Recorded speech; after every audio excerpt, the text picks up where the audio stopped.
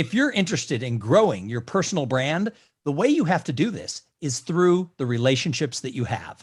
Now, if you check out episode 701 from Making Waves at Sea Level, my podcast, I have an interview with Jeremy Torisk, and he brings this up as one of the points during the interview. So I wanted to ask him a few questions about that. Hey, Jeremy, welcome to this video.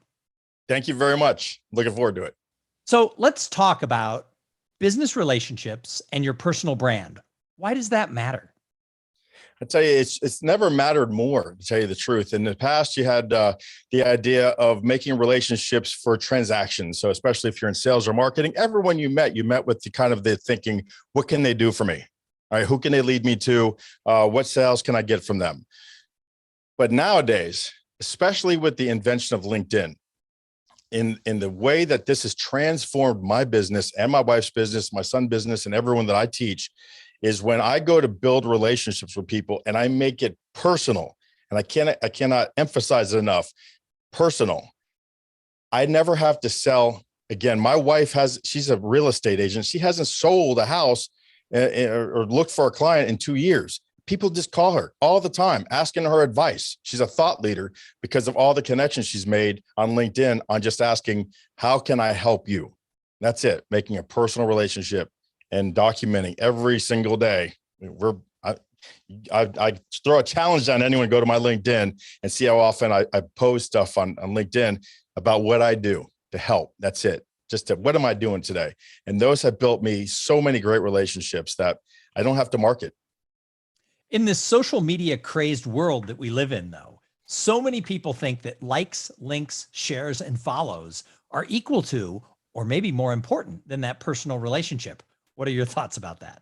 No, it's not that they're equal to, they are intertwined. So they say that you should, I personally follow you should compliment, you should celebrate, and you should console somebody every single day. So going on there and talking to them about what they're doing and championing their accomplishments is building that personal relationship. It's just putting in another at bat, getting another rep of touching somebody who you don't personally know, but they see you so often on LinkedIn. And then when you pipe in on something that they've done or something that one of their teammates have done, they feel like they know you. You become this weird virtual friend, but that's how you become a thought leader. So it's just the rule of three: compliment, celebrate, and console. And I have a JT fourth C called consistency. You have to do it every single day. And that's been the difference maker for me, because this virtual thing with LinkedIn, it's so many more people are becoming hip to. It's not a place where you walk up to and you open your jacket and go, hey, man, look at the watches I sell. Look at the houses I'm selling. It's not the way you do it. You don't walk up to someone that way. We just say, what can I do for you? Let's get together, have a virtual coffee, and find out, what do you do in life? And then find out how I can support that. And when you go all out that way, it comes back in like unbelievably more times than it goes out. I help people every day, but just so much feedback I've gotten in the last 18 months because of that attitude. Well, I'm a real big fan of all the social media tools, but I think that they're there to supplement relationships, not replace them. And like you said, so many people walk up and think, oh, here, I've connected to Jeremy. Now it's time to hard sell Jeremy every single day and just spam him. And it's like, no, I mean, you wouldn't do that. If you met somebody at a networking event, you wouldn't be shoving, purchase orders in their hand. And so we shouldn't do that on LinkedIn either. So how do you think the world of both in-person networking, for lack of a better term, and online networking, how do they work together, and what are the pitfalls? Well, I don't think that in-person network has been around for 18 months. And I don't think it's coming back for quite some time, not the scale it was, because it's just so much easier. You're not drunk driving, because every network event I've been to, I have a couple scotches. And like it or not, if I have one or two, even if I've eaten and I'm under the legal limit, I'm still taking a risk. If something happens and there's just a little bit of alcohol in my system, you are taking a risk. And so that end of it alone, right now, I get done with my virtual event, I'm at home, I'm in my living room. So there's a big aspect to that. Also, I find those things very impersonal. They're very loud. You're doing the business card dance. Here's my card. Where's your card? Here's my card. Where's your card? Here's my card. Where's your card?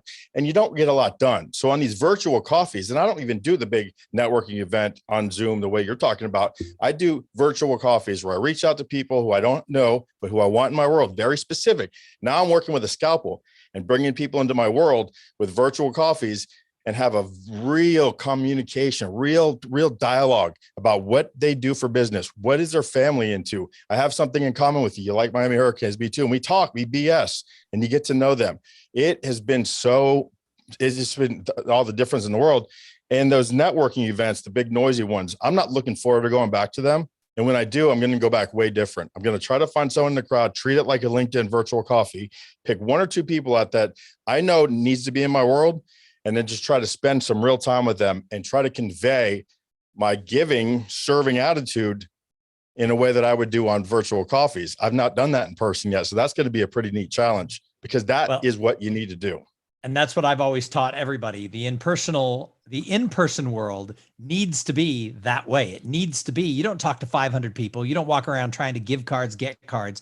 You just have 2 or 3 meaningful conversations with people, whether it's in person or in a virtual setting, because when you're being personal, that's when you get to know the person. And that's when you're able to build your personal brand, which, as you said, leads to so many great things. So if you want to hear more of Jeremy's advice, check out episode 701 of Making Waves at Sea Level, available on Apple, Spotify, or heck, wherever you get your podcast joy. Thank you so much for watching that entire video. Do me a favor, subscribe to my channel. It would make me so happy. Just take your finger and push that little button, or your cursor, click that little icon that says subscribe. Thank you. Have a great day.